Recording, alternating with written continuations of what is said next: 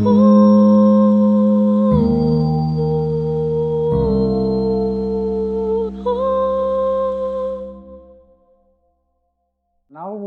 we'll move on to the next session, which is by Dr. Sammodacharya ji, who will be speaking on the topic Vidyaranya's Kāla-Mādhava, an inclusive text on calendar keeping and festivals. So this is a text on Jyotishya and other things. And before we proceed, I'll just give a brief introduction.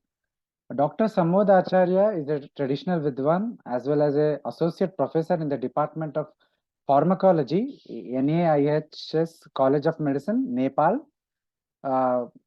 He belongs to a traditional family, and he is trained traditionally in Veda and Vedanga by his father, Vidwan Shivaraja Acharya Kaundinyayana, and he has also received traditional training in Vyakarana and Jyotishya. We are very fortunate to have you with us, Dr. Sammodacharya. Please go ahead and start your session. Namaskara.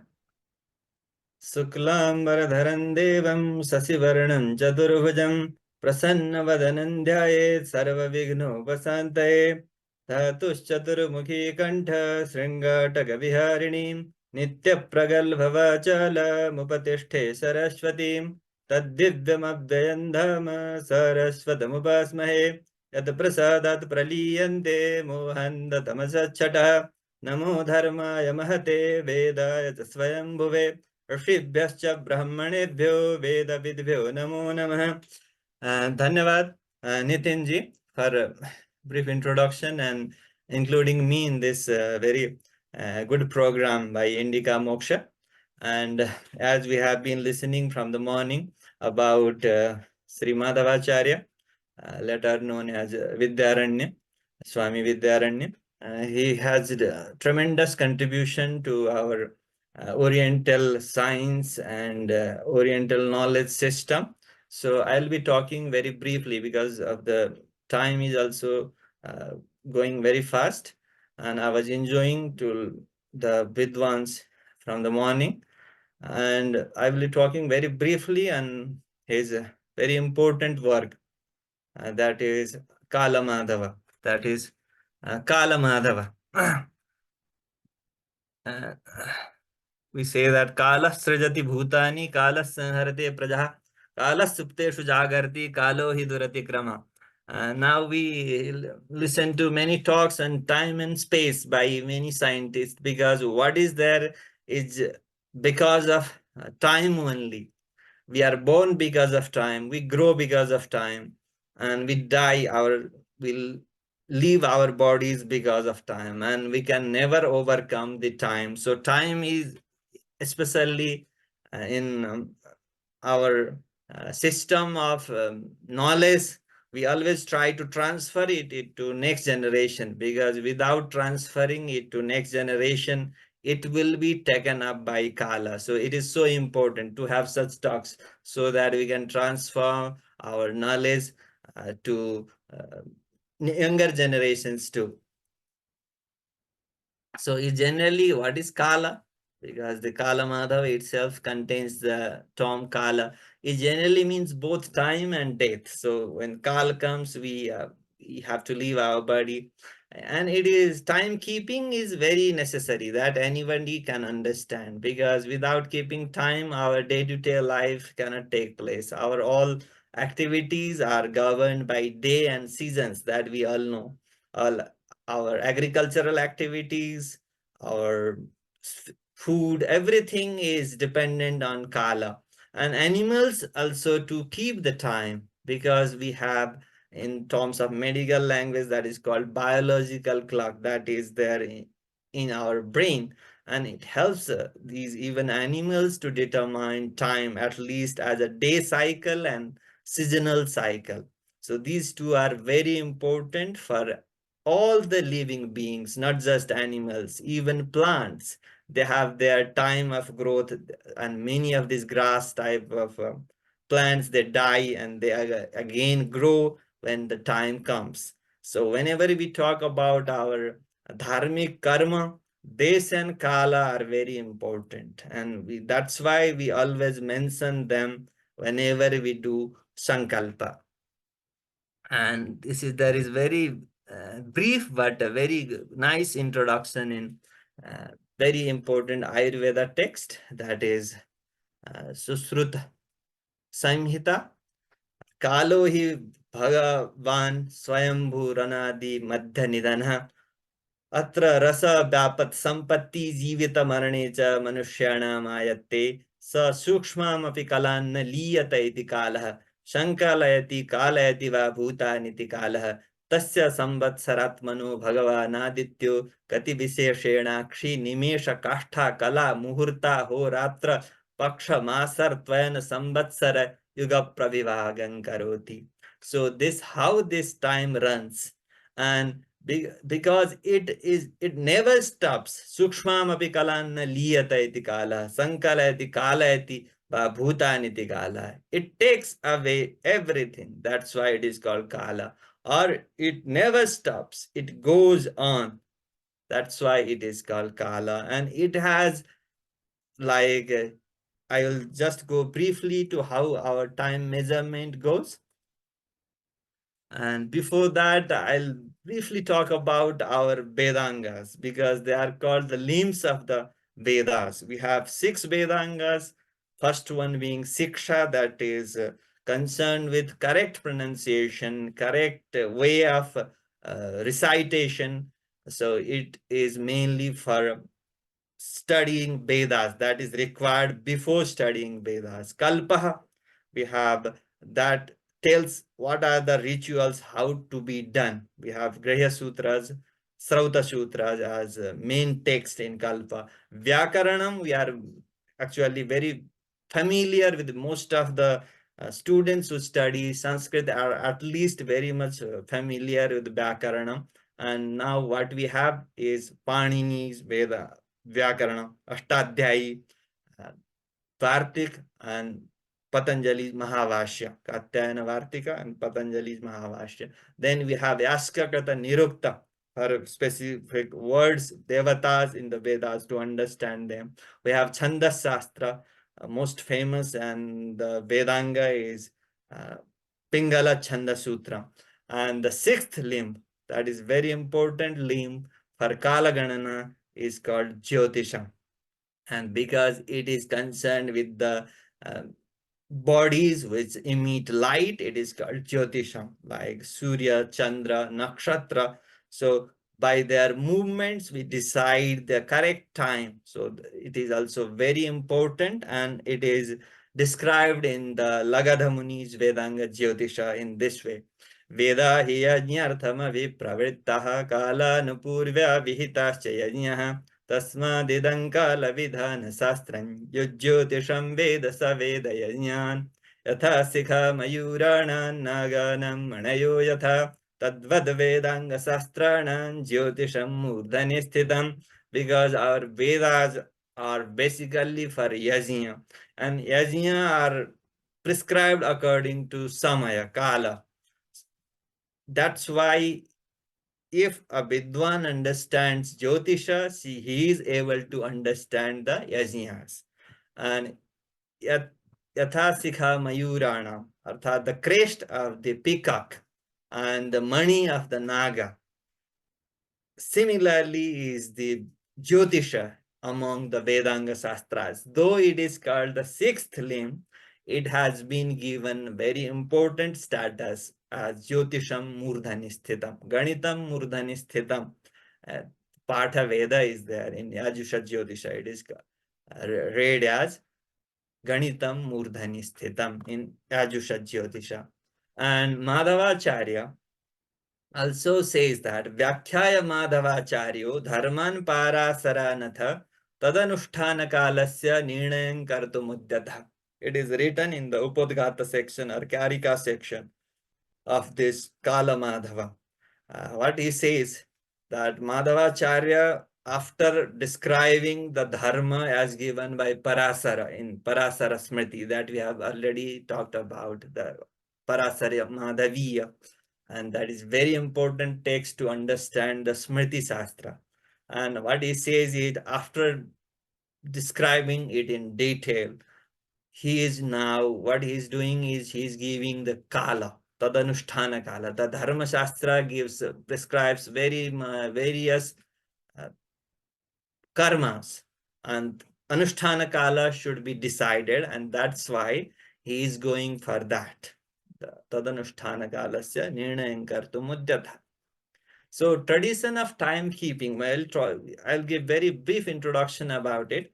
So what are the main components that are being followed since eons, that we don't know since so long from our Rishimuni Parampara? These are Yugam. There are two types of yugas. In Puranas, we have long yugas.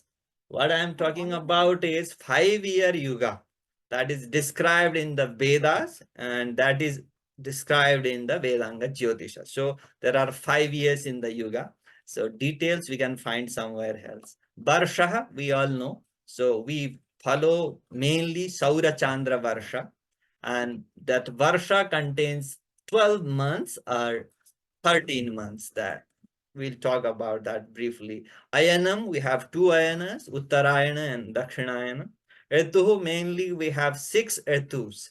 Mostly in hilly regions, we can feel all these ritus. In some areas, we may not be able to feel all the ritus, but we have 6 ritus, and seasons are so important that there are, in nature, we see all these Ritu Lakshanas. What happens in Sarad Ritu, that doesn't happen in Varsha Ritu like that.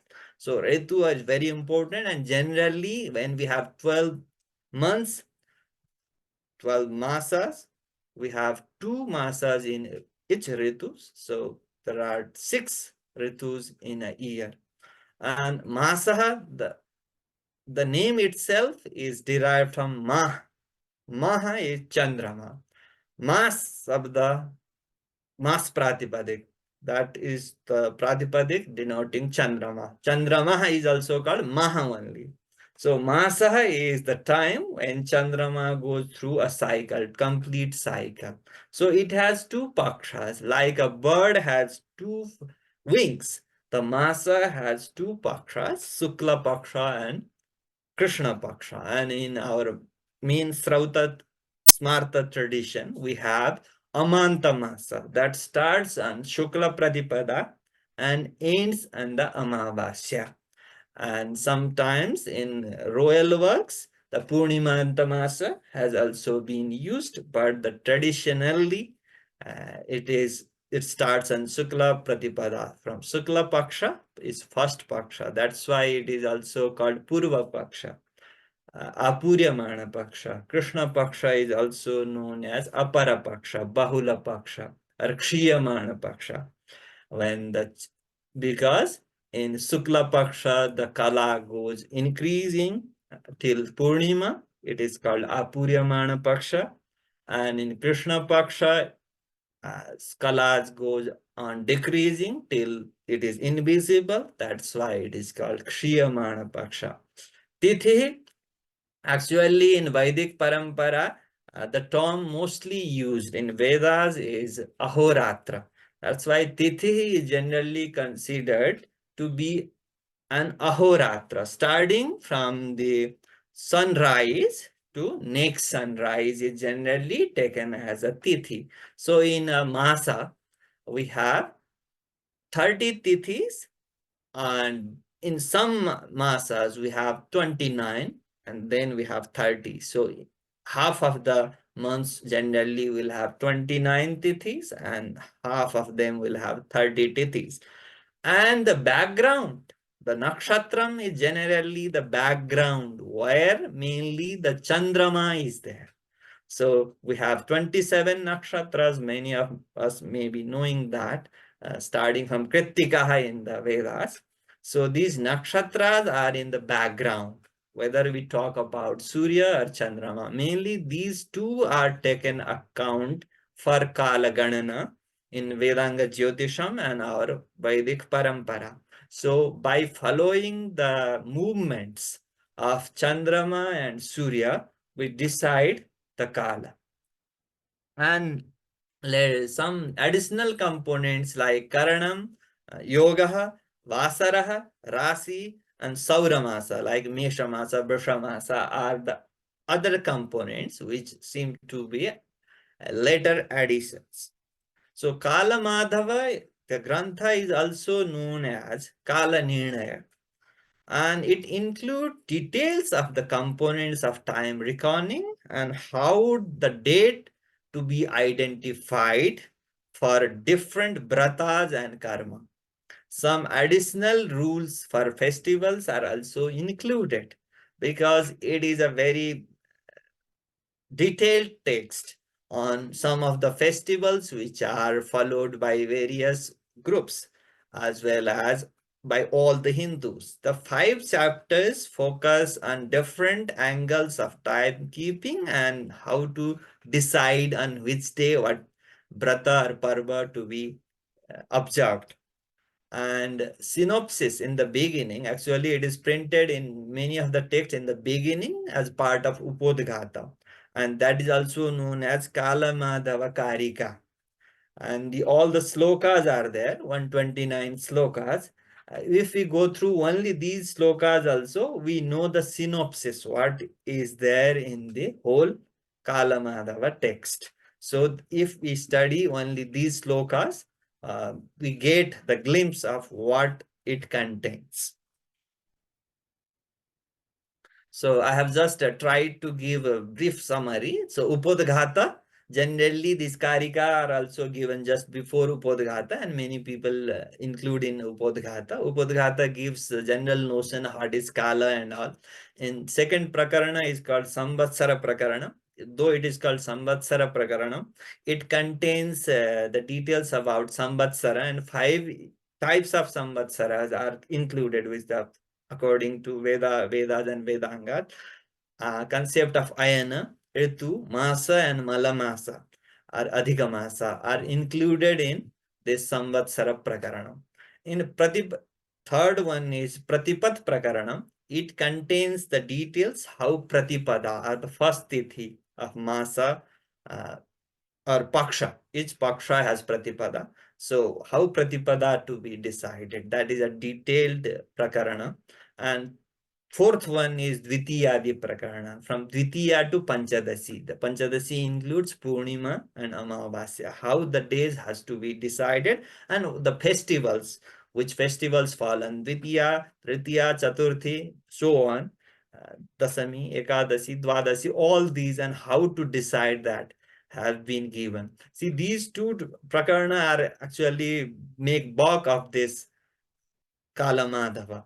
And because this Phutatithi Paksha had already come, these detailed Prakarana had to be included. Otherwise, I have already told you that the Tithi is actually Ahoratra, and everywhere in Vedas we see Ahoratra, term Ahoratra. So Tithis generally they for all festival purpose, brata purpose, karma purpose, they are from sunrise to next sunrise. But the Sphutatithi Paksha had come, which says that 12-degree or movement of sun relative 12-degree movement of moon relative to sun make a tithi. That's why these two very big chapters had to come. Otherwise, in our tradition, it was very easy to decide the tithis. And then we have 5th Prakarana, last Prakarana, that is Prakirna Prakarana, Nakshatradi Prakarana, where you have Nakshatra, Yog, Karan, Sankranti, and Grahan. These have been talked, and general rules have been given, not just the Kala Nirnaya. This is combination of Kala and Dharmashastra. So both the type of information we get from this single text. And this Sankranti Prakarana also gives about these 12 zodiac signs, which are generally considered as letter additions, but now widespread in use. That's why they have been included. And in Grahana chapter, the rules of Grahana have also been given. Rather than how to calculate Grahana is not part of this text, but the rules to be followed during, before, after the Grahana, if there is Grastodaya, Grastasta, these things are given in the end. So this What we can consider is Sri Madhavacharya was not an astronomer. So he has compiled the text as per the contemporary concepts, as per prevailing Siddhantic astronomy, and he had the knowledge of Vedas, so he has included the additional parameters which are followed by Vaidikas. And the festivals are bratas, which were being followed in different Hindu societies, included in this text, without partiality, without giving any emphasis to particular sect. So Vaidika concept of that 5-year yuga and the names of the 5 years, which are usually not given in other later texts, have been included, and the lunar, what we can say, lunisolar months for determining the Ritu, which has not been usually given emphasis now. Ayana, also based on Chandramasa, has been given because the timing of yajna has to be decided from the Chandramasa. And that was very clear in this to the Madhavacharya. So the seasonal, though the seasonal nature of the months was left behind because the sidereal system had already come, and that was the influence of Siddhanta Jyotishya, because this lot of confusion is still going on because the sidereal names of the Chandramasa are generally, many of the people consider that we have to stick to the nakshatras. But what we see in our Vedas is, and in our life also, we are always governed by the seasons rather than the nakshatras. So we have to have a combination. And at a particular time, the nakshatras will show season also, but they will fall behind when we move forward. That we have to understand. Unlike this Vedanga Jyotisha system, the start of the year was already in sidereal Chaitra Shukla Pratipada. That's what is seen in Kāla-Mādhava also. And solar year had already come. So 12 zodiac signs, based on 12 zodiac signs. If you go through Vedas, we always find that there are 12 months in Samvatsara or 13 months in Samvatsara. Trayodasamasa Samvatsara, Dvadasamasa Samvatsara. We find that both. So our main Vedic system is in combination with Saura and Chandra, giving more importance to Chandramana. But later on, this 12 zodiac signs and 12 solar months, they came, an Adhikmasa system. Also, our previous system was based only on the movement of sun and moon, rather than these 12 zodiac signs and the months decided based on zodiac signs. So this Adhikmasa Paksha is also based on the later Siddhanta Jyotisha.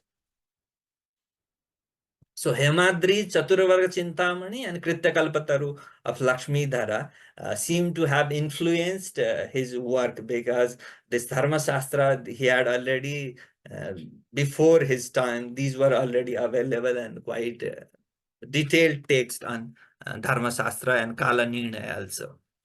So I am just showing you one part of the content, to just give an idea how this text goes. Like Sivaratri Vrata Nirnaya, it is given on the base of alphabet.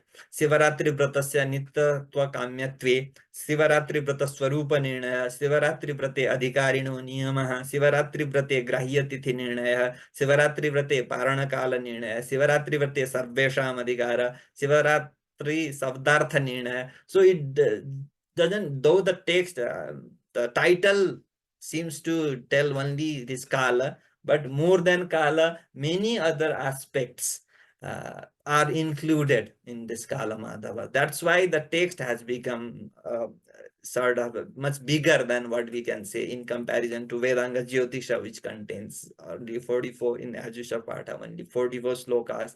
But here, I have already explained that because of this Phuta Tithi Paksha, the Tithi Nirnaya itself has taken a big volume within the text. Otherwise, it's very useful, and various festival, how to decide and what to be done, what not to be done, everything is included in this text. So it is very inclusive text.